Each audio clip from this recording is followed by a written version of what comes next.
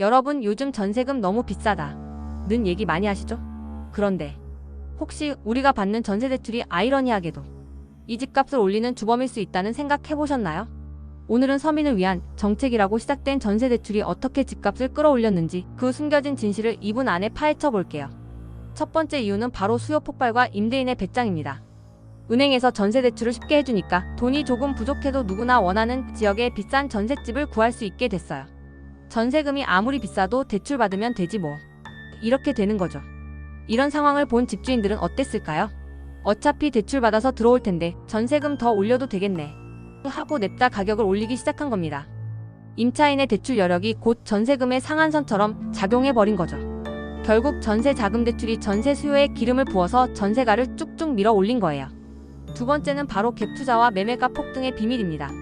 전세 자금 대출 덕분에 전세가가 매매가에 거의 근접해지는 현상이 심화됐어요. 예를 들어 5억짜리 아파트 전세가 4억 5천만 원까지 오르면 내 돈 5천만 원만 있어도 그 아파트를 살 수 있다는 얘기가 되잖아요. 이게 바로 갭 투자입니다. 소액으로 여러 채의 집을 살 수 있는 환경이 만들어진 거죠. 투자자들은 쉽게 대출을 받아 전세금을 높이고 그 돈으로 다른 집을 사면서 부동산 투기에 불을 지폈습니다. 전세가가 오르니 갭이 줄고 갭이 줄어드니 투자자들이 몰리고 투자자가 몰리니 매매가가 다시 오르는 악순환이 반복된 겁니다. 전세 대출이 결국 매매가 상승의 든든한 조력자 역할을 한 셈이죠. 세 번째는 전세 소멸과 월세 전환이라는 또 다른 결과입니다.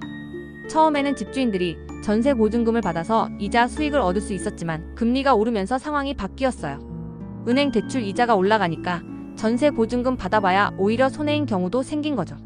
그래서 집주인들은 전세를 월세로 돌리기 시작했습니다. 월세를 받아야 수익이 더 좋으니까. 이렇게 전세 매물이 점점 사라지니 남아있는 전셋집은 희소성까지 더해져 가격이 또 오르는 겁니다.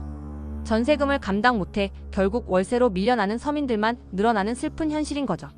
결국 서민의 주거 안정을 돕고자 했던 전세 대출은 의도치 않게 전세가와 매매가 상승의 불쏘시개 역할을 했다는 비판을 피하기 어렵습니다.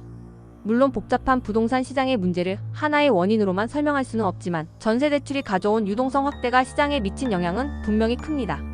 여러분은 이 문제 어떻게 해결해야 한다고 생각하시나요? 댓글로 여러분의 의견을 남겨주세요.